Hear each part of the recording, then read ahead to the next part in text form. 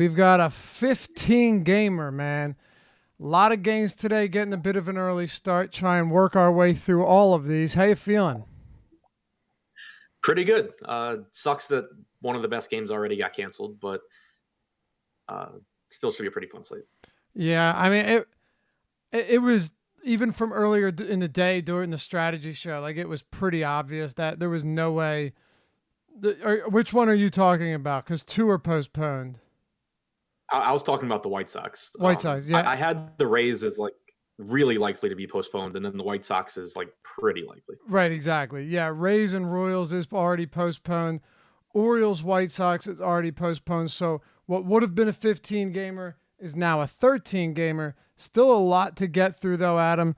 I say we jump right into it. Before we do, just want to let you know Yahoo Sports right now has the 12K guaranteed, pumping it up a little bit today. $10 entry fee. And so well, I'll get into a couple teams that on Yahoo, once we get into these games, are just unbelievably cheap. Yesterday, guys like Aguilar at his dirt cheap price point would have paid some dividends, and a few others. Always keep in mind when you're looking at Yahoo compared to FanDuel and DraftKings, the differences in price tags, because it can be massively different and create a serious edge for people who aren't just looking at their DraftKings lineup and trying to transfer those same players and same stacks directly over to Yahoo and forcing it in, even if it doesn't work. So, I mean, just look at it as an entirely different entity when you're over there on Yahoo. And sign up through the link that we'll drop in the YouTube chat and get up to $30 in Yahoo Sports Rewards points, those YSRPs. And also, if you sign up by yourself, use the code AWESOMO to do so. And also get yourself some of those Yahoo Sports Rewards points, up to $30 worth. Okay, Adam, let's get it started now. Philadelphia and Detroit. We've got Vince Velasquez and Spencer Turnbull was originally slated to be Tyson Ross. That won't be the case. Looking at ownership now to see our last update, which was, an hour ago. So good stuff. Pull up the pitcher position and see what we've got.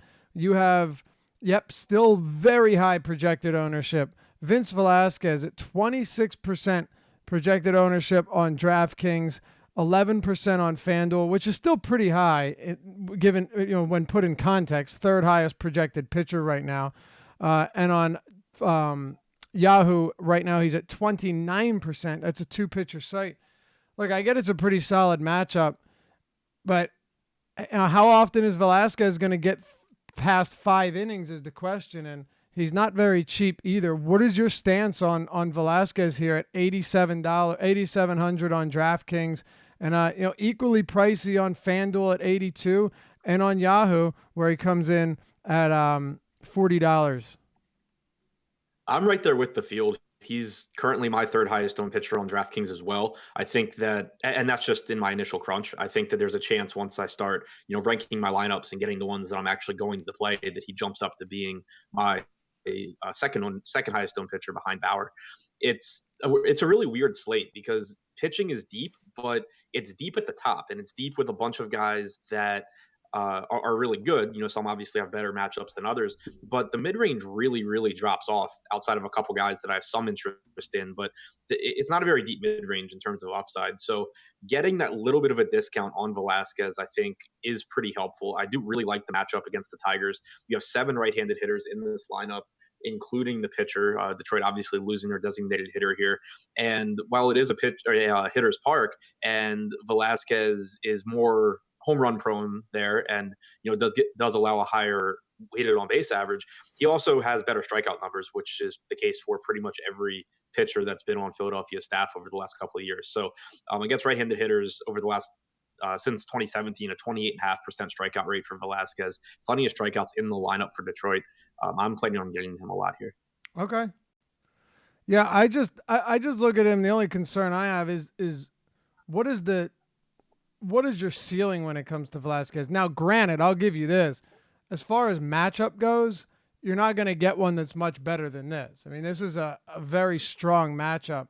It's just this dude throws so many pitches, and he's pretty much a K per inning guy. So that's what I see him as. I'm not.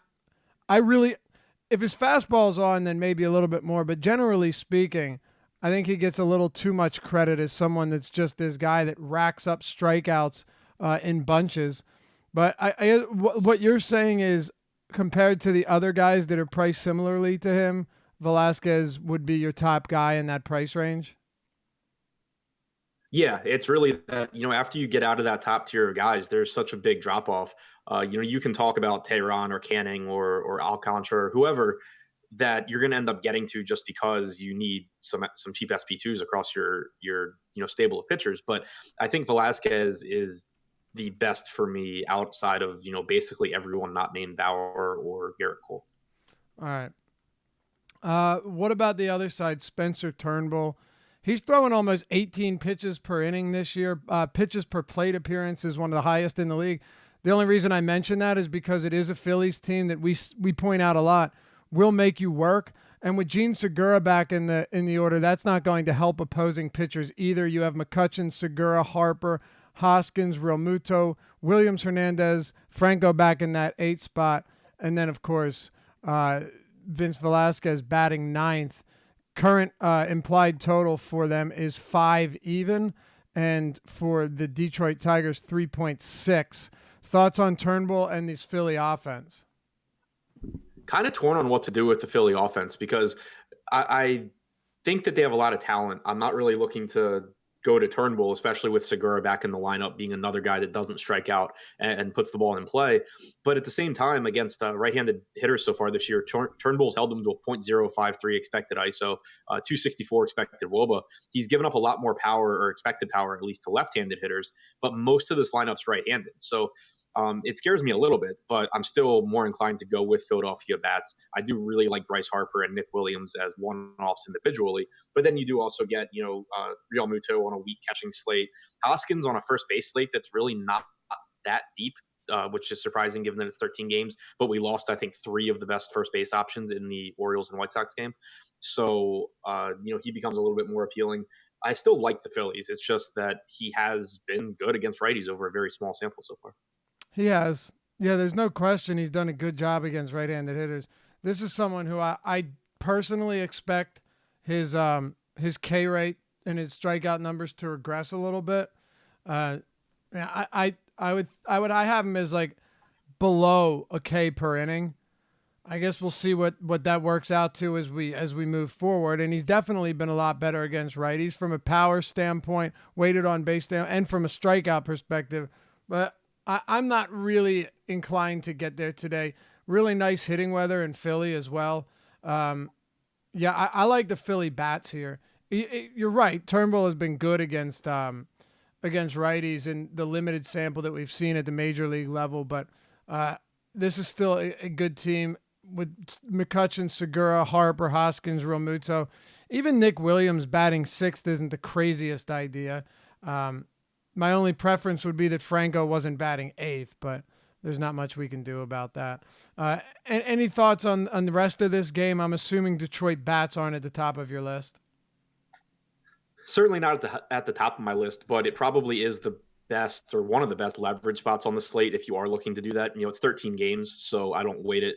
It doesn't come out as important to me, but you do have a lot of expensive pitching here, and Detroit is cheap in a good park for power against a popular pitcher. So strategy-wise, there's certainly an argument to be made for them, but it's not top of my list.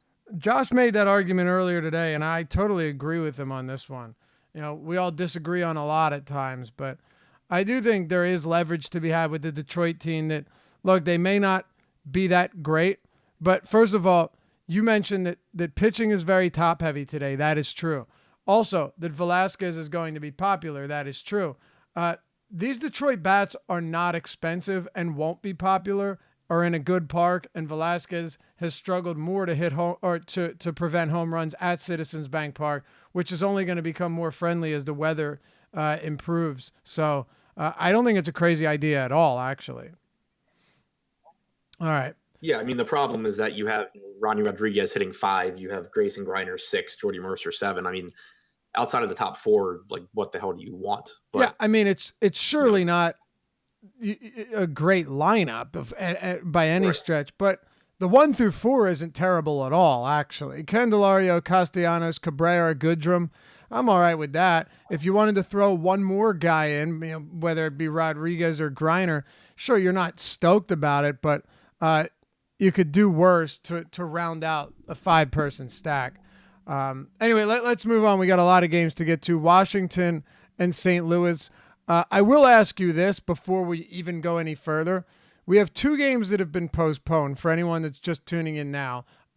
White Sox and Orioles and Royals and Tampa Bay Rays. Are there any games that have you concerned from a weather standpoint that have yet to be postponed, or is that about it? Because earlier in the day there was a lot more than just these 2. Yeah, mostly Texas, and then I think a little bit of concern in the Minnesota-Houston game. But the Texas game, I think, is the one most concerning to me that hasn't been postponed. All right, let's talk Washington Nationals, St. Louis Cardinals. Not exactly a great pitching matchup on either side. Adam Wainwright, Anibal Sanchez, 2 guys that are at or around, maybe below league average. Totals for these teams today, 4.6 for Washington at home. And then on the other side of this one, against Anibal Sanchez, St. Louis is at a 5-run total. What do you make of the pitchers here? And feel free to transition straight into the bats. I don't think we need to spend too much time here. Yes, I mean, Wainwright, I don't really think is particularly good. I don't think either pitcher is particularly good. Sanchez, it's worth noting at least that over the last couple of years, he has done a good job of limiting power allowed to both sides of the plate. He really relies on that splitter now, which has been a good pitch for him. So that's, at least worth pointing out if we do expect high ownership on the Cardinals. Looking at our projections right now, it doesn't look like that's the case, though, with Goldschmidt at 4%, Ozuna at 4%. So it is a spot where I would want to I'd lean towards doing the opposite of the field with the Cardinals bats. If I just run crunches with my, projections and don't change anything for ownership, I get them as my highest or second highest owned stack here. But I'm not that confident in it because I do think Sanchez has improved as a pitcher, and I can pretty clearly see how it would fail. So if the field, by our 6:30 update is getting to the Cardinals a lot more than they are right now, I think that's a team that I would start to, really pull back on. The price tag on Carpenter is really, really appealing, though. He just remains really underpriced. He's too good of a hitter to be $4,100 on DraftKings in a reasonably good spot, at least against Sanchez. And then you get to Paul DeJong at a weak shortstop position, who he's just a good hitter against pretty much everyone. So those 2 are the ones that really stand out to me from the cards. Okay. Anybody for Washington against Wainwright? You can get to some power upside with Kurt Suzuki and Carter Kieboom, 3,800, 3,900 respectively on DraftKings at really weak positions, but not anything I love. I mean, I don't have a problem getting to Washington. It's just that I have spots that I like more, especially if that Texas game plays. Okay. Anything else from here before we move on to Boston and Oakland? Nope. All right. Red Sox, Oakland Athletics. 2 really high totals. Well, one of them really high. Boston's third highest on the slate, 5.4 run total against Aaron Brooks at Fenway Park. You look at the temperature here, you're going to have much less friendly than you would think in other spots in the Northeast, right? In Washington, D.C., it's 79 degrees at first pitch. Philly, it's going to be around 74, 75 degrees. And then you get to Boston, it's 53, 51, 49 degrees later in this game. So, granted, it's not terrible, but it's also not what you're seeing in other spots of the Northeast. And then opposite Aaron Brooks, we've got ourselves Rick Porcello, who 4.2 implied total for Oakland. Porcello is just, well, you know what? What are you doing with Porcello? Because generally, you know what my stance is on him. No, not doing much with him. I mean, it's a thin mid-range at pitcher, and that's the only thing I can really say that gives me any interest in Porcello. But I'm scared of the spot because you have a ton of right-handed power coming in here into more favorable hitting conditions than they get in Oakland. And Porcello, he doesn't miss a lot of bats. Like if you go back to last year, he does a good job of limiting damage with a 129 expected ISO to righties, but he doesn't miss bats, and that really scares me with guys like Piscotty and Chris Davis at reasonable price tags, Matt Chapman. All these guys can take advantage of the green monster and left, and can do some damage in this park. So he's a little more expensive than I would like. There's just spots I'd rather get to on this slate. All right. And me too. I just don't see the upside at a price point north of 8,000 on Porcello too. Maybe if he was cheaper, we could have that argument. Like Porcello on Yahoo, where just looking at the pitcher position, he's pretty much the same price as like Felix Hernandez and Griffin Canning. I don't think that's crazy to say. Yeah, all right, he's the exact same price as Andrew Kashner. That's not an insane idea that Porcello could have some value at $31, but on single pitcher sites, zero interest. 8,200 on DraftKings, definitely don't have much interest there either. What about bats though? Like I said, Boston with a very high total here against Aaron Brooks at Fenway Park. And hey, look, Brooks has been one of those guys that has come out there and he's given up between 3 and 5 runs. In all but one of his starts. His first start, he gave up 0, and since then, it's been rough sledding. A lot of home runs allowed, a lot of hard contact. What do you make of this Red Sox team today? I love Boston here because you mentioned the weather not being ideal, and that obviously is true. But their price tags, just like we had talked about yesterday, they're just while a lot of other teams have their prices jacked up, Boston really isn't. And so it makes them an affordable stack and still one of the most talented offenses in baseball.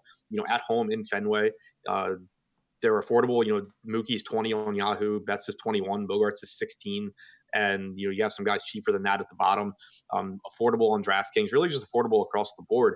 And Brooks doesn't miss a lot of bats. He has given up power to both sides of the plate.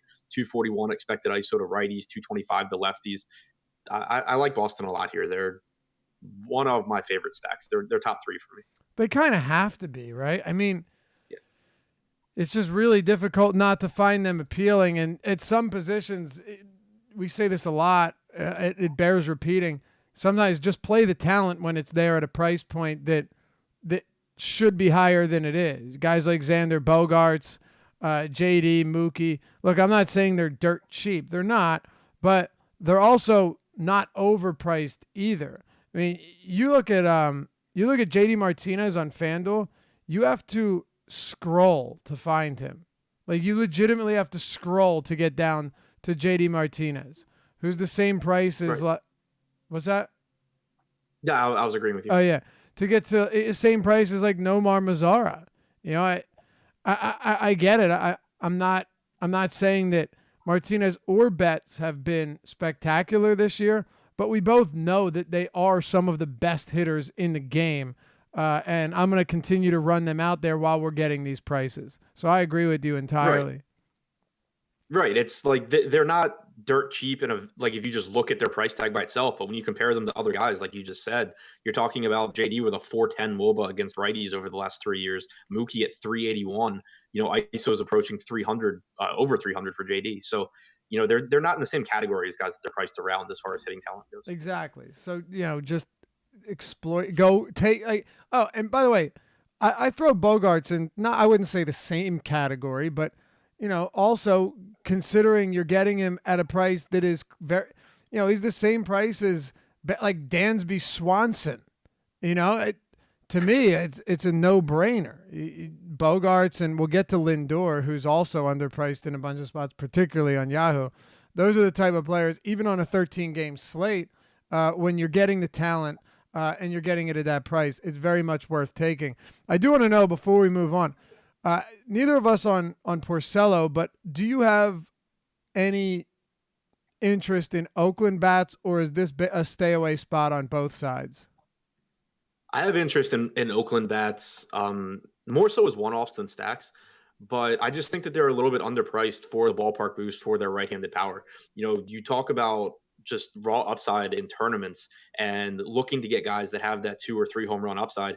You can make the argument that Chris Davis has as much as really anyone, and he's a mid-priced, mid-range hitter, and he's facing a guy who doesn't miss bats in a favorable home run park. So, I like Davis. I like Piscotty. Chapman, I would like more if there weren't a million third basemen with tons of power for less. But Davis, Piscotty stand out the most. Okay. Let's talk about Miami and Cleveland. It's not very often that we get matchups this good, for such phenomenal pitchers. Trevor Bauer against the Miami Marlins. Phenomenal strikeout stuff, particularly though against righties. And now you're getting a guy that comes to Marlins Park. Okay, there's one plus on a list of many of them. His K rate this year, striking righties out at 32%. Last year, across a full season, Bauer struck him out at 32%. The year before, I think it was like 30%. It was 29%, and he's only gotten better over the past couple of years, including this year. You have a Marlins lineup that features 8 righties. You have the Indians coming to an NL park, so he gets a pitcher instead of a DH, and the only lefty is Curtis Granderson. So you have 8 righties, the park advantage, facing a pitcher instead of a DH, and facing a Marlins team that is absolutely dreadful in almost every respect. How can you not like Trevor Bauer today? You can throw a pitcher-friendly umpire in there too. There you go. Okay, yeah, there you go. Just that. Yeah. So, right. Like we needed that, right? Right. He's the clear number one pitcher for me on the slate. And can that go wrong? Sure, it's baseball. But I like Bauer as much as almost any pitcher in baseball, probably as much as any pitcher not named Jacob deGrom in baseball right now. And I think he improves going forward. He hasn't gotten off to the best start this season. His walk rate is up over 12%. His strikeout percentage is about 28.5% overall, but it has been better against righties, like you said.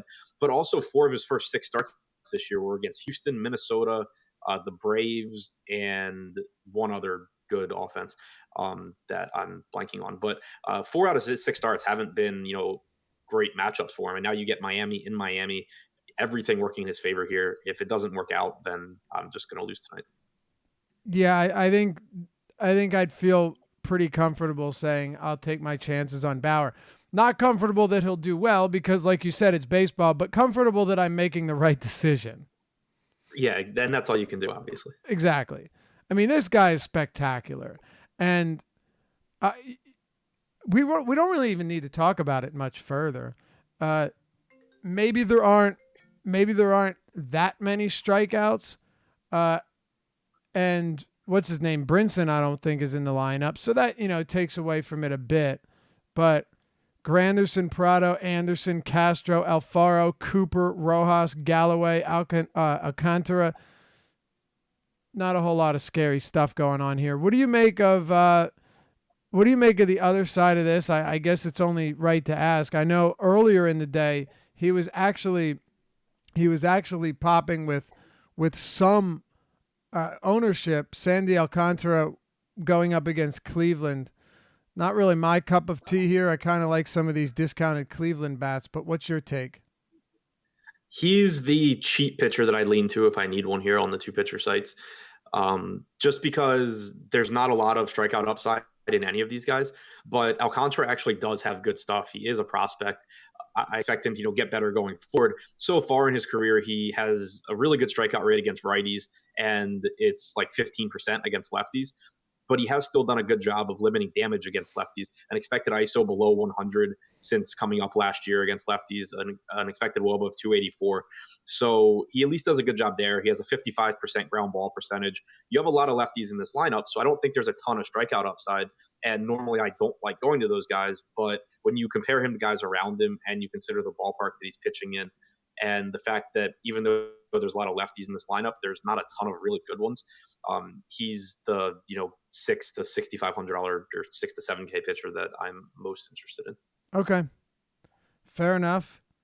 Yeah, I mean, looking at this guy, the one. There's 2 things, like you said, being able to limit lefties. He's done a pretty solid job. Will he be able to get any strikeouts here? I think that's an entirely different story. But He is cheap. What's he have, a 14% K rate against lefties across 176 batters faced, and Yeah, it's around. Swinging strike rate around like 9 or 10%. So I mean, it's not dismal. The swinging strike stuff isn't dismal. It could be worse. Look, I still think you're getting really park factor matters. Park factor matters, no question.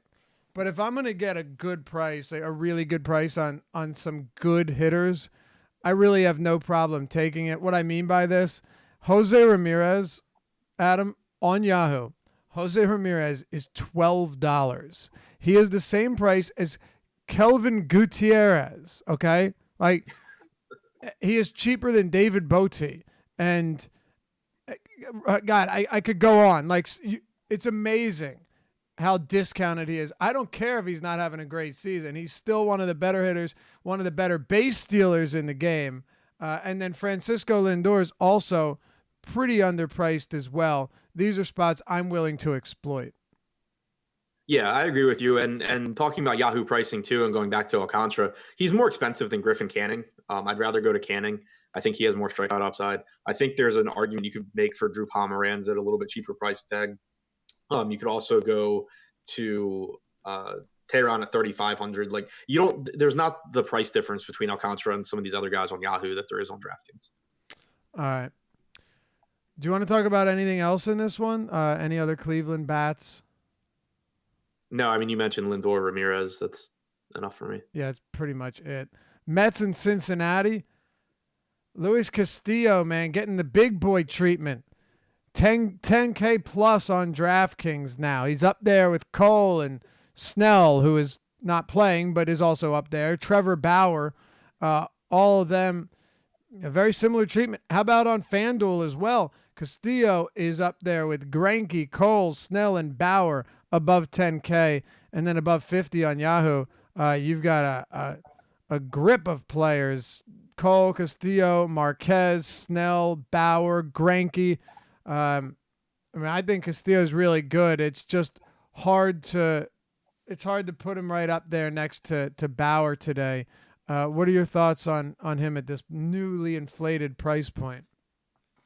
Yeah, I mean, when I first wrote the article today, I thought I would get more Marquez than Castillo or Cole. Now I have Castillo ahead of Marquez. I have him kind of neck and neck with Cole. He's been so good. Like, we know the stuff's always been there, and it's just been a matter of command and putting it together. And it really seems like that's been the case so far this season. 15+% swinging strike percentages to hitters from both sides of the plate so far. He has allowed a .083 expected ISO to lefties, and that's been his thing in the past, is that his two-seam fastball will just leak out over the middle of the plate and get absolutely blasted. He's still thrown it 17% of the time to him this year, but it really has not gotten hit hard yet. Still not getting swings and misses, but the changeup's still been absolutely amazing. 28.3% swinging strike percentage on it to lefties this year, 25.4% since last year. And it's not the most intimidating Mets lineup. You get through the top of it. Once you get through the top of the order, which is scary, 1 through 4, you get down to guys like Rosario, Lagares, Vargas, 7 through 9, Frazier, not the hitter that he used to be. It's not really that scary of a spot. It is a park upgrade for Castillo as well. So I'm coming around on him more as the day goes on. All right. Where do you have him ranked as far as exposure right now? Behind Bauer, in terms of exposure, behind Velasquez. And then right now in my initial crunch, I got a lot of Cole just because I haven't projected a little bit higher. But I think that once I balance everything out, I'll end up with similar amounts of Cole and Castillo. Okay. Jason Vargas on the other side, towing the rubber for the Mets. He doesn't pitch deep in the games, we know that much, but he's actually limited damage in each of his last 2 starts against good St. Louis and Philly offenses. Interesting today, though, because when I look at some of these Cincinnati bats, like Suarez, very cheap. Peraza leading off, very cheap. Puig, very cheap. If Vargas does happen to implode like we've seen in the past, you're getting a big discount on, I get it, some Cincinnati bats that haven't been very good, but have proven in the past that they can hit left-handed pitching. What are your thoughts on the Reds today? I like them because they are inexpensive and you have a pretty good amount of power and speed mixed in there. You have Jose Peraza with second base, shortstop eligibility on DraftKings, and second base or shortstop on other sites.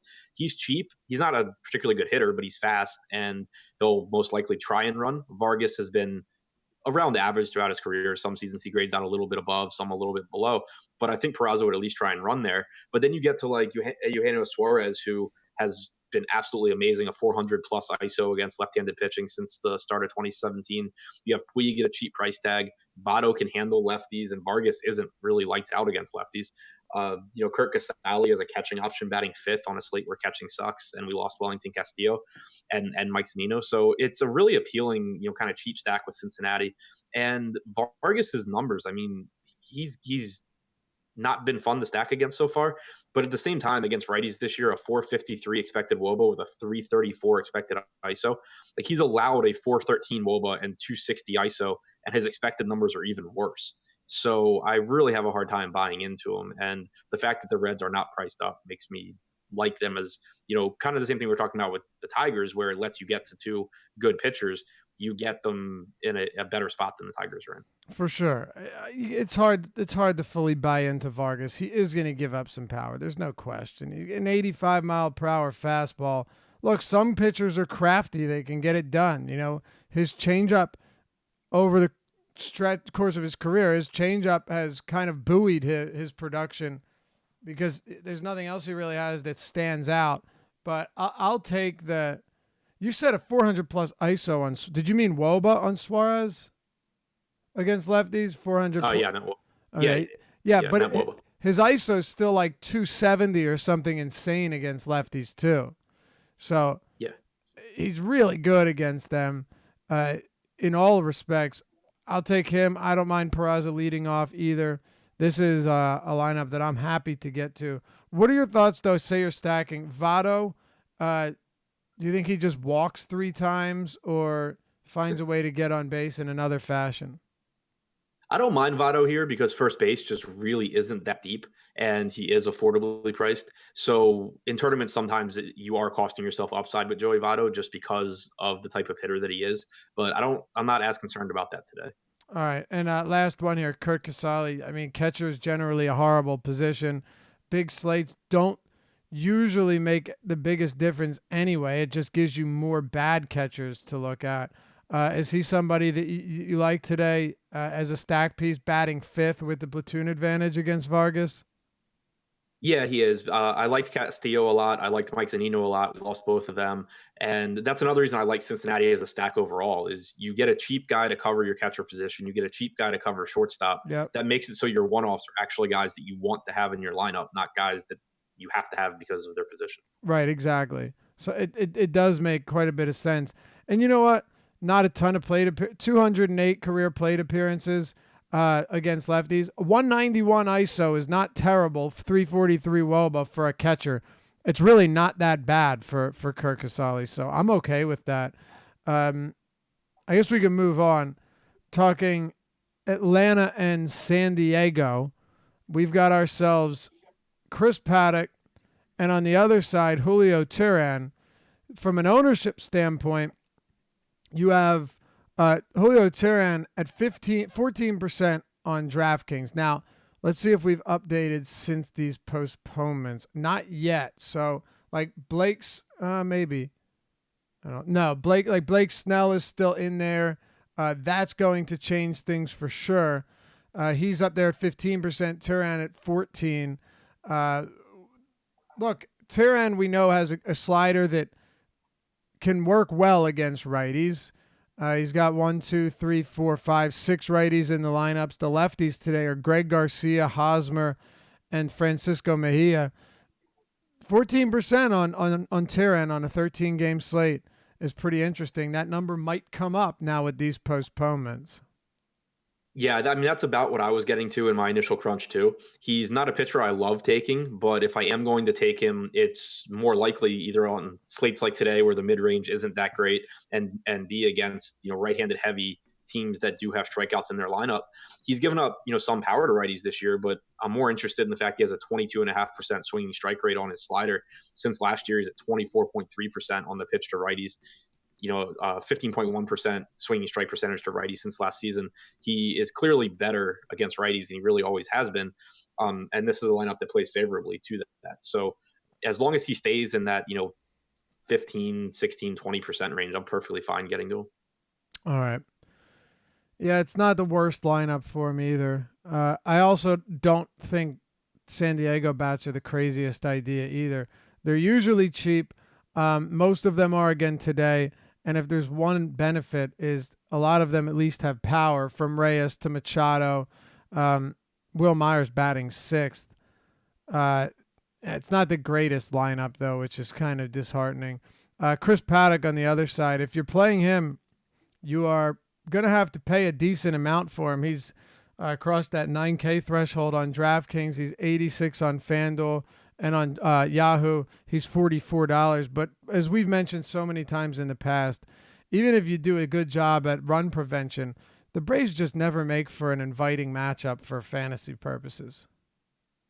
Yeah, I don't really have any interest on either side. I think Paddock's good enough. His stuff's good. I don't feel the need to take him against Atlanta on this slate. And Atlanta bats are not particularly cheap either. So I'm not really getting into anything. All right. You want to move on? Is there anyone else from this game? Any Padre bats you want to mention before we keep it going? I'm not sure if you mentioned him specifically, but Mejia at catcher, a cheap price tag is a perfectly fine leverage play against Teheran from the left side. Absolutely. All right, let's talk Minnesota and Houston then. Garrett Cole, Michael Pineda. What do you have on Garrett Cole? Because right now, this should surprise nobody. The lowest total on the slate is Miami at 2.9, only sub-3 total we have. And then Minnesota, 3.3 against Garrett Cole. We know that Astudillo is injured, so that helps. Jason Castro replacing him certainly helps. Byron Buxton batting ninth. Nelson Cruz is back in the lineup. So the top half of this Minnesota Twins lineup could make things a bit difficult, but at the same time, Garrett Cole's a very good pitcher. What are you getting on Garrett Cole today?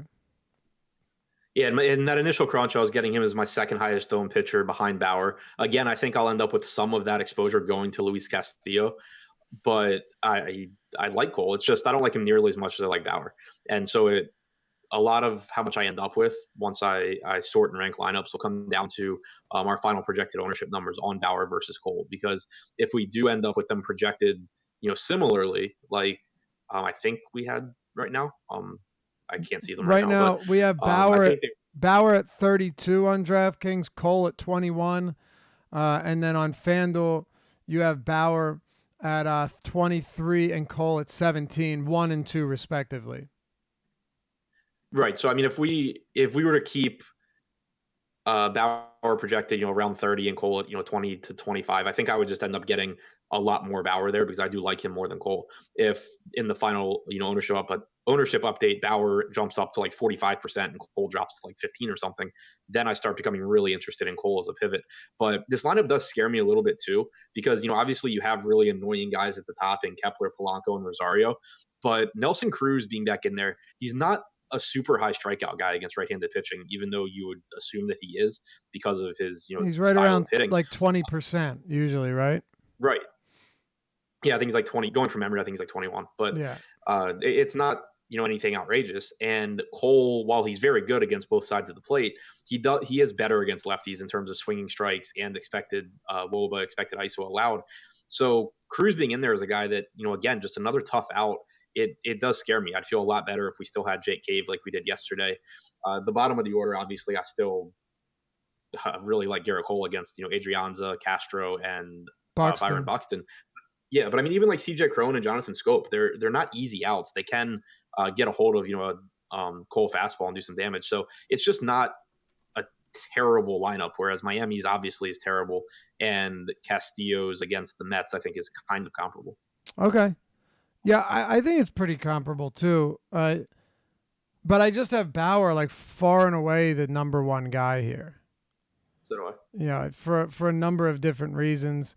Not worried about Cole. I just like Bauer more. Michael Pineda against Houston. This guy is one of the more enigmatic pitchers out there. He's pretty unpredictable. He could go out and just look fantastic or get rocked and not make it through 4 innings. It's not an easy matchup against a Houston team that doesn't strike out. But I will say, God, were they disappointing or what yesterday against Odorizzi? Holy shit. Yeah, that wasn't fun. What do you think of them today against Pineda? Right now, they have a total sitting up there around 4.3. That's lower than I would have anticipated. Look, I have respect for Pineda. I still thought Houston would be around 4.6, 4.7. Yeah, I think I'll mostly end up getting to one-offs from Houston. For one, we know that, going back to his time with the Yankees, Pineda can get touched up for some home runs. But also the same thing we talked about with Boston, where you have some players on Boston that are just more, you're just a lot better than the guys that they're priced around. It's not really the case for the entire Houston stack here, but it is the case for guys like Jose Altuve and Alex Bregman. They're both sitting at 4,600 on DraftKings. If you look at especially the second baseman around Altuve, he's just better. Bregman, you still can make the argument for Suarez and Carpenter being cheaper, but he's still also just more talented than a $4,600 price tag. Looking over at Yahoo, that didn't load right. I'm not sure that they're quite as discounted as they are on DraftKings. Yeah, $20 for Bregman, 18 for Altuve. Those are both really nice price tags. It's not a team that I really want a full stack, but getting those guys as one-offs is pretty appealing. Okay. I guess that's pretty much it from this game, right? Yeah. Milwaukee, Colorado, Herman Marquez, Ulysse Chassin, he's been pretty awful this year. Usually a guy that's done a solid job of limiting righties, but it hasn't gone well for Chassin. We'll get into that in a second and what we think of Colorado bats, because I think this could be a really interesting spot given that they're projected to have very little ownership and they're in a great lefty power park. But first, Herman Marquez, he was one of our darlings last season. Really liked him, jumped on early, and were rewarded by it. This season, he's been good. He still has to make starts at Coors Field, though, and you've had 3 of his 6 starts at Coors. But now he's not at a much better park, and he's facing it's better, don't get me wrong, but it's still not fun. But he's facing a Milwaukee team with Christian Yelich remaining out of the lineup, and usually one guy doesn't make a big difference, but Christian Yelich is really, really good. So not being in the lineup, we at least need to talk about it. Right. It obviously waters the lineup down. And on different slates, I'd have a lot more interest in Marquez. I wrote him up just because he is less than 10K and he's not in Coors. But, the more I just kind of get into this, the more I realize it's just really tough for me to justify getting there, even though I do really like him. And even though I do think he's been, still good this season. His strikeout percentage this year is down to about 23.5% from 28.5% last year. But I think that rebounds. His swinging strike percentage is still very good at 13.5%. Chase percentage is still really good at 35.5%. But at the end of the day, when you're making lineups, like why on a slate this big where there's a million different ways to get an ownership advantage on the field, why am I prioritizing Marquez against a still very good Milwaukee lineup in a hitter's park compared to, someone like Castillo, who is also really good facing a Mets team that's not as good, or, Cole or Bauer or even Buehler in San Francisco, or Greinke against the watered down Yankees lineup. Like there's just so many options in this price range. It just kind of feels too cute taking or prioritizing a guy in Miller Park against this Milwaukee team. I totally agree. And I think, sometimes we may be tempted to do so because we know how good he is. But when you zoom out and look at this slate, broadly, you notice that there are also a lot of really good pitchers in better spots. So that aren't as expensive. Right. And that's what it comes down to for me. Like what edge are you actually getting by doing that? Whereas if it were like an 8-game slate where you had Bauer at 50% and Marquez at like 10, I'd be all for, go just jamming in Marquez and hoping he has one of his just, amazing games. But I just don't really see the need to do it on this one. No, I agree with you. Plus, I just have a lot of respect for this Brewers team at home. against righties. Like, I'll still give Marquez the edge. I wouldn't be surprised to see him post quality numbers, but I don't feel great about it. I have interest in some Colorado bats though, man. Like, they're not okay. So they're not. The only thing is you're not going to get them at a wildly discounted cost.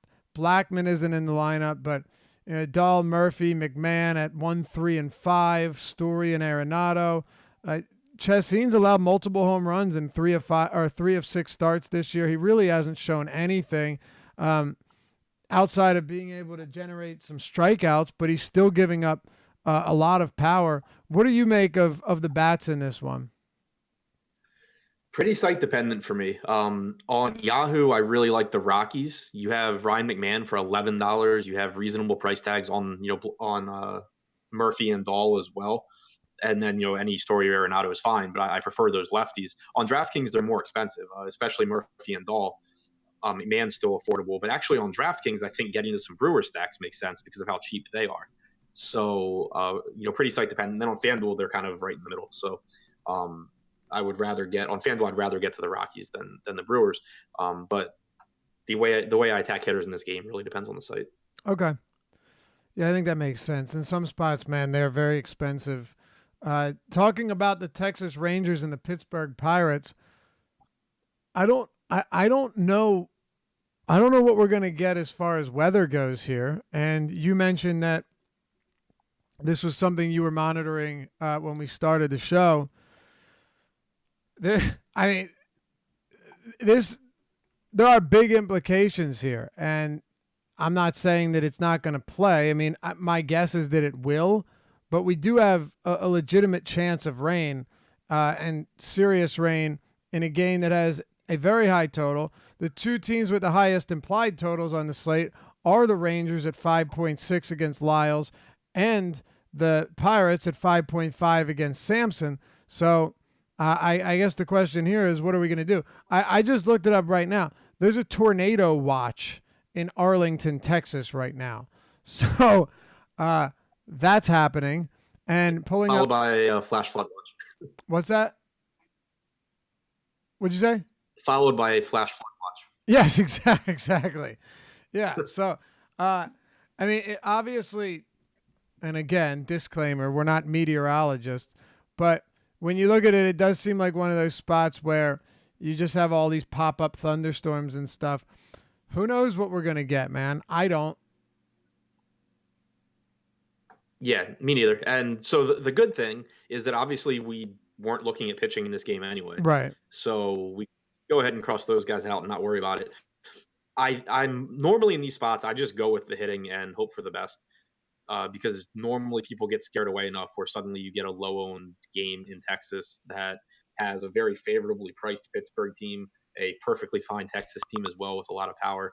And one thing that, keep in mind too, like obviously Texas is a hitter's park, but a lot of times you see when these, rain delayed or rain chance, for lack of a better word, like games play, it ends up being more humid too. So the ball carries better. You get more offensive output. So normally I think it's worth it to take the chance as long as it's not, obvious that the game, or very likely the game, isn't going to play. So normally when it's these thunderstorm type situations and it's, if it hits the park, they're not going to play. If it doesn't hit the park, they are going to play. I just roll with the bats and hope for the best. Yeah. I mean, this is one of those games where I would much rather take the risk playing them than not playing them. I'm with you there. Plus it seems like it's probably going to be fine. We try and point this stuff out just in case, but it's not something that's supposed to just sit over Arlington or sit over Globe Life all night long. My guess is that they should be all right. If there's a delay or whatever, I would assume that they play this game. Plus, it's just a really favorable spot for both sides. Let's tackle each one at a time. Texas Rangers against Lyles, who certainly disappointed us last time out, Adam. And in his last 2 games, the swinging strike numbers have been wildly unimpressive. But now he's got to come to Globe Life and face a Rangers team that is chock full of pretty talented lefties with some power. And we're here to talk about it. So what do you think? Yeah, so I mean, still not entirely sure what I think of Lyles going forward because now we're at 2 starts where the swing and strike stuff's been great and 2 starts where it's been terrible. Yeah. But this is one where I wouldn't be getting to him anyway in this park against this dangerous of a left-handed heavy team. I like getting to guys like Gallo, Mizara. You have Odor back in the lineup, who he's not a good overall hitter, but he does have plenty of power and he can run. So those are the two things you're really looking for from your hitters in tournaments. So that's appealing. Shin-Soo Choo is good. I don't know why Hunter Pence is hitting fifth. But, Yeah, that's terrible. But I also don't know why Hunter Pence is 4,600. There's a couple things I don't really know what's going on here, but it's still a very good team with a lot of power, top to almost bottom. Hunter Pence coming off a couple monster performances. It's funny, like you sometimes forget that he still is even in the league, and then with that goofy swing comes out and hits a couple home runs. Pittsburgh bats. The one thing about this Pittsburgh team is they're on some sites they are priced for the matchup in the park. Other sites they aren't. But I mean, it's definitely unfortunate that we don't have Corey Dickerson. But what we do have is Starling Marte is back in the lineup. So now we only have one of their two best hitters that's out tonight. Certainly makes a difference here. And, Marte on DraftKings is 4,400. Given the context of the matchup, that's pretty appealing. Now, granted, most of the field would say the same thing, and they're going to be very popular, but it's worth pointing out, too. Marte only $16 on Yahoo as well. Yeah, I love the Pirates regardless of site. On Yahoo, they're really cheap. On FanDuel, I don't know that FanDuel even has a working pricing team right now. On DraftKings, they are more expensive, but they're still cheap enough in this matchup and park. It's not like they're facing a good pitcher with a park upgrade. They're facing one of the best pitchers to target against with a huge park upgrade for their power bats. You get Marte back, like you said, and he's affordable. You get Adam Frazier with second base eligibility, which is really nice on this slate. He's batting seventh, but you have Cervelli as a cheap catching option, which is just a really bad position. And then you get into guys like Josh Bell and Marte and Polanco that even Colin Moran that have some power and can take advantage of this park. So I absolutely love Pittsburgh here. Did you say you don't even know if FanDuel has a pricing team right now? Yeah, I think half this team is like 2,600.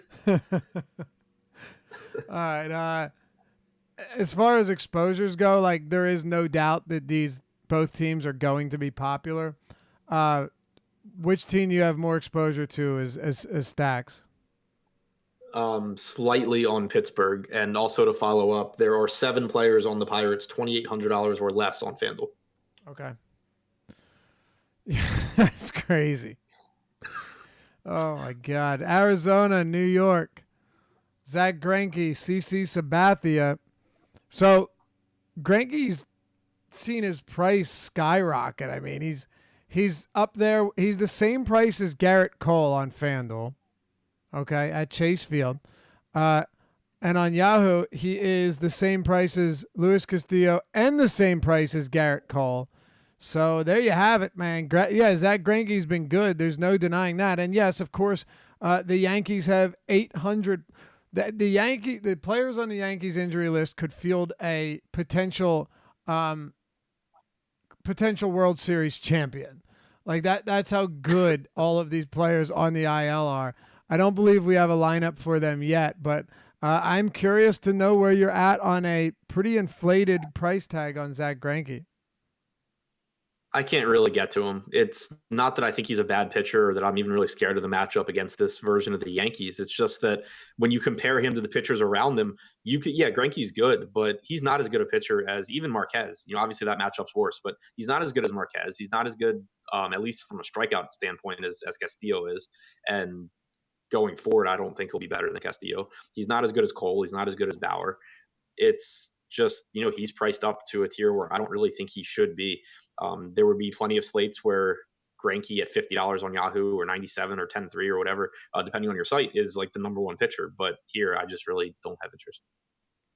Yeah, neither do I. Greinke's a good pitcher, but when you're putting him up against these other guys at the same price, it's tough for me to get there. It'll be interesting to see what the Yankees lineup looks like. We had a few more guys that are dealing with injuries. Don't know if they'll be in the lineup or not today. The Yankees yesterday, I don't believe, the Yankees weren't on the schedule yesterday, right? So we're going to have to see what the deal is here with, Ursula is another one, LeMahieu, both of them day to day. I don't know what this lineup is going to look like, so we'll find out. Any thoughts on Sabathia? And we can talk about the bats in this game if there's any interest there. Now, no real interest in going to Sabathia. If the site you're playing on gives you a cheap price tag on Eduardo Escobar or Ketel Marte, or even Christian Walker, I don't mind going there. Wilmer Flores, $7 on Yahoo, batting sixth is a pretty appealing price tag. So really depends on the pricing. Like Yahoo, they're pretty cheap. DraftKings, you have Marte as the most expensive second baseman on the slate. That's not somewhere I really think I'm getting to. You have Escobar for a more expensive price tag than guys like Matt Carpenter and Suarez. So, not getting there either. So really, really site dependent for me. All right. Yeah, very site dependent. Not really a game that has a ton of interest. If there's nothing else, we can move on. We've got 3 games to go. We have the Dodgers and the San Francisco Giants. Hey, before we do, if you want to get 50% off on your first month at awesemo.com, all you got to do is use the promo code Deeper Dive. It's all one word. You hear the ownership projections that we reference throughout the show, access to them, the player projections, premium articles from myself and Adam and everybody else on the team. Of course, Alex Baker, Awesemo himself, all of his rankings, projections, and his content, the Fantasy Cruncher add-on, the lineup builder. There's so much here. And for all of the sports, not just the big 3, the big 4, but for all of them, if they have DFS, we have content for them. At awesemo.com, use the promo code Deeper Dive when you select your plan and check out. All one word, get 50% off your first month at awesemo.com, and say hi to us in the premium Slack chat when you do. We'll be there. All right, Walker Buehler, Drew Pomerantz.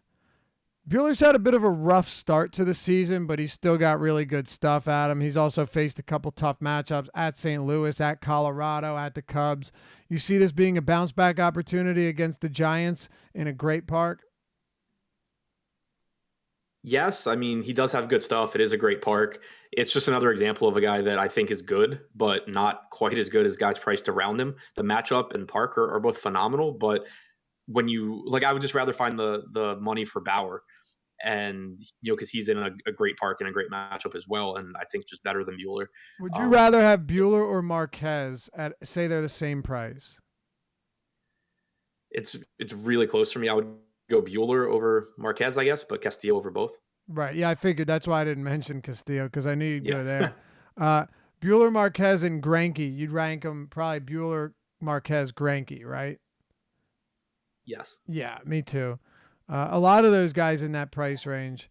We'll get to another one from today that Josh really likes in a moment or two. But yeah, so basically Buehler kind of falls into the same category as Marquez for you. Yes. Not as scary a matchup, but also I think less consistently good at this point in his career. Yeah, I agree with that. What about Drew Pomerantz against the Dodgers? Not a ton of interest for me in Pomeranz, just because I don't really know where the strikeouts come from for him in this spot. The park obviously is favorable, but it's still a scary offense for the Dodgers. And, I just think that guys priced around him, Julio Teheran's got a better strikeout matchup. I think Griffin Canning has better strikeout stuff at the very least, and depending on the Toronto lineup, a better strikeout matchup. So it's tough for me to get there. But as far as hitters go, too, I'm not really getting to this game. Like the one guy that I had some interest in was Chris Taylor at a really cheap price tag at like $3K specifically on DraftKings, but he's hitting 7th, so I don't like that quite as much. Kike or Justin Turner are both okay. Like the prices on the Dodgers are nice, but it's still a really tough park to hit in, and it's not a bad pitcher in Pomeranz. Okay.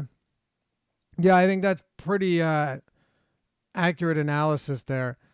And with the hitters, it's just such a brutal park. You mentioned Taylor. Is there anyone else for the Dodgers that you're considering here as one-offs or as cheap bats, or is this game pretty much just not on your radar? Pretty much not there. Okay. Angels, Toronto, Clay Buchholz, and Griffin Canning. It's a strange name. Two last names instead of two first names. You know, if his Is name Canning was, even a last name? it's his. So Well, yeah, but I mean, like, I'm assuming it is. Yes, it's certainly not a first name. If you put yeah, an that's H fair. in, That's put an H in there, it might be. yeah, If you told me his name was Canning Griffin, though, it would sound, pretty much the same as Griffin Canning. I don't know. It's all right. backwards. I'm just not sold on. I'm not sold on that as being a viable name. So where did it come from? I mean, where did he get it from? I don't know, man. Yeah. All right, well, that's what he goes by, and he's facing the Toronto Blue Jays. What do you think of old Griffin Canning here? Josh and I talked about him a lot today or this morning. He does look like a guy that could definitely have success, but right now kind of profiles as a league average pitcher. Future value is like 50, I think, and a decent fastball, decent slider, but nothing that has really shown anything crazy. Maybe you did a little bit more research for the deeper dive on this guy. He's another one that I was higher on the podcast last night. I was higher on in the deep dive this morning than I am now. I do think that he profiles as being a guy that's good. He's still young and he's put up good numbers at AAA. The stuff grades out well. The issue that I have, and again, I do really like him on Yahoo at $31. The problem I have on DraftKings is that the more I think about it at 7,800, it's just kind of tough, especially when we don't have a Toronto lineup yet, but I assume you're going to get Sogard at the top, who is a pain in the ass and he's going to foul off a bunch of pitches. You're going to have Guerrero in there, which is obviously another big bat they haven't had most of the year. And he hasn't thrown more than 82 pitches in a start in any of his 3 AAA starts this year. So I don't expect him to have a super long leash in this one.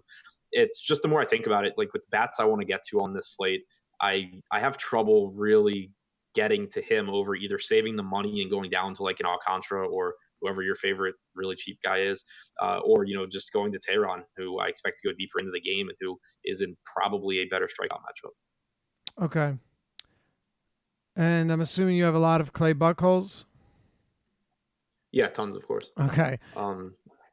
Do you have actually getting to a decent amount? What's that? I was actually getting to a decent amount of Angels, but no, or Justin Bour batting 8th doesn't really help that. Yeah, I mean, he has certainly not done himself many favors in Los Angeles, whether it be base running errors or the inability to hit the ball. That's a pretty brutal lineup. Obviously, Mike Trout's always going to project as, the highest rated hitter in the slate from like a raw fantasy point perspective. I don't know, Brian Goodwin batting third. It's just a tough team to really have a ton of interest in. And I don't know, really, is Clay Buchholz really that bad? Like, he's not that bad. He's not that good. No. Go ahead. He's completely average. He's not bad. Right. He's not good. Definitely not good. All right. Well, then you want to talk about the last game here, unless there's any other hitters on your list? Nope, I'm good. All right. Chicago Cubs and Seattle. I mentioned there was a guy that Josh really liked this morning, was his highest owned guy. He said he has fallen on his list. He has tumbled would be the word that he used recently, which makes total sense. I mean, Cole Hamels going up against Mitch Haniger, Santana, Edwin Encarnacion, Tim Beckham at the 1 through 4. It's a pretty imposing lineup for Seattle. And look, I think Hamels is good. I don't think he's 9K plus good against Seattle. But we can talk about that now. Hamels and Felix Hernandez, last game of the slate. Yeah, I'm not getting the pitching here. It's just not a slate that I feel the need to take Hamels against all these good right-handed bats. I do think he's good, but he's at a price point that, I'd rather roster Velasquez against Detroit, or I'd rather go down even further and roster Tehran, or I'd rather get more money and, find more money and go up to one of the, real stud pitchers on the slate. So not really getting there. Definitely not getting to Felix against the Cubs. If you wanted to take, I don't even really want to take righty one-offs from Seattle because for the most part, they're actually pretty expensive. I do have interest in the Cubs bats though. I still don't buy into Felix being at least, being consistently good, not really being good at all for the most part. I think Anthony Rizzo is a perfectly fine play. I think that Kyle Schwarber is a good tournament one-off. He's batting eighth, which obviously sucks, but people stay away from that. And he does have a ton of power against righties, facing a pitcher in Hernandez that does not miss bats. I think that Schwarber's a pretty interesting GPP guy. Okay. Yeah, it'd be nice if he wasn't batting eighth, but at least he doesn't have a pitcher batting behind him or in front of him or wherever they decide to put him on any given day. It definitely doesn't hurt. Usually I do like one-offs against Cole Hamels, right? Just because he does still give up some power. But you're right with the if you honestly look at it, he's allowed a home run, one home run in 4 of his 5 starts. Not surprising. It's what he does.